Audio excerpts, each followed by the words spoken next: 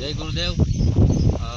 દેવગામ અમર સાહેબ આશ્રમ દ્વારા ઘણા બધા સેવાકીય પ્રવૃત્તિ ચાલે છે, પણ એમાં ખાસ કરીને જે આજે ઉનાળો આવે છે એમાં આપણે બધા જોઈએ છીએ કે 45થી 47 ડિગ્રી તાપમાન થાય છે, તો એમાં વૃક્ષ માત્ર એવું છે કે એ તાપમાનને ઘટાડી શકે। તો દેવગામ આશ્રમ દ્વારા અમે છેલ્લા 5-7 વર્ષથી વૃક્ષારોપણનો એક ઝુંબેશ કાર્યક્રમ કરીએ છીએ અને 3000 વૃક્ષો અમે વાવ્યા છે। એટલે વૃક્ષો વાવ્યા છે એવું નહીં, વૃક્ષો વાવી એનું જતન કરી અને પાણી પાઈ યોગ્ય સમયની કાળજી લઈ અને દર 20-25 દી અને પાણી પાઈ છે, એમને દવા છાંટી છે, સાઈડમાં કોઈ જનાવર એને ખાય નહીં તો એના માટે કાંટા, વૃક્ષમાં પિંજરા, આવી બધી અમે એની કાળજી લઈએ છીએ। અમર સાહેબ આશ્રમ દ્વારા ઘણી બધી સેવાકીય પ્રવૃત્તિ છે, પણ ખાસ એમાં વૃક્ષ અમે 3000 વૃક્ષો વાવ્યા છે, વાવીને મોટા કરી દીધા છે। દેવગામમાં લગભગ બધા રોડે અમે વાવ્યા છે, અમરનગર, સુલતાનપુર, બાટવા દેવળી, ઢોંઢિયા પીપરિયા, વડિયા, આવા અનેક ગામડામાં અમે વૃક્ષો વાવ્યા છે। એટલે અમારી અમર સાહેબ આશ્રમ દ્વારા લોકોને એક એવી અપીલ છે કે દરેક વ્યક્તિ ઝાઝું નહીં એક વૃક્ષ વાવે તો જ આ તાપમાન ઘટી શકશે, નકર એક દી સમય એવો આવશે કે ઉનાળામાં આપણે બહાર પણ નહીં નીકળી શકીએ। અને વૃક્ષના ઘણા બધા ફાયદા છે, પશુ પંખીને પણ ફાયદો છે, કીડી મકોડા પણ ખાય છે।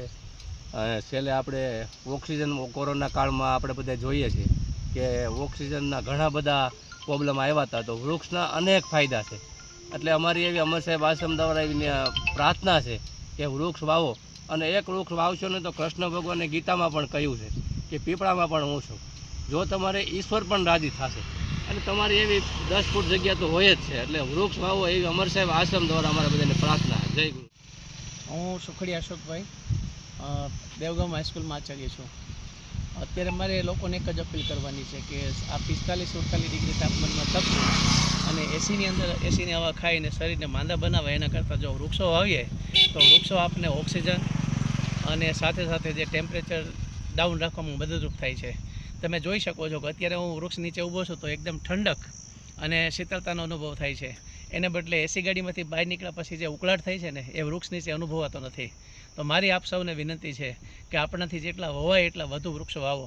આ વૃક્ષ છે ને એ અમારા અમર સાહેબ આશ્રમની દેન છે। મારી બાજુમાં ઉભેલા ચંદ્રેશભાઈ, જેમની 3 વર્ષની સખત મહેનત બાદ હું જ્યારે અહીંયા સ્કૂલમાં દાખલ થયો ત્યારે આ વૃક્ષને મેં જોયું હતું કે નાનું એવું હતું ને અત્યારે મોટું વયો વૃક્ષ બની ગયું છે।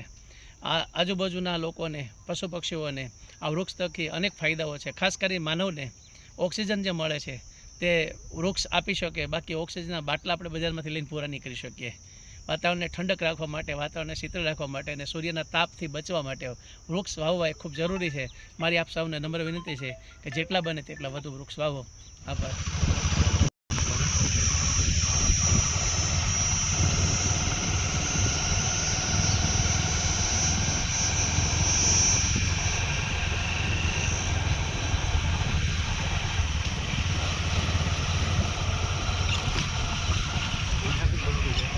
ના બરોબર, ના હાલે બરોબર।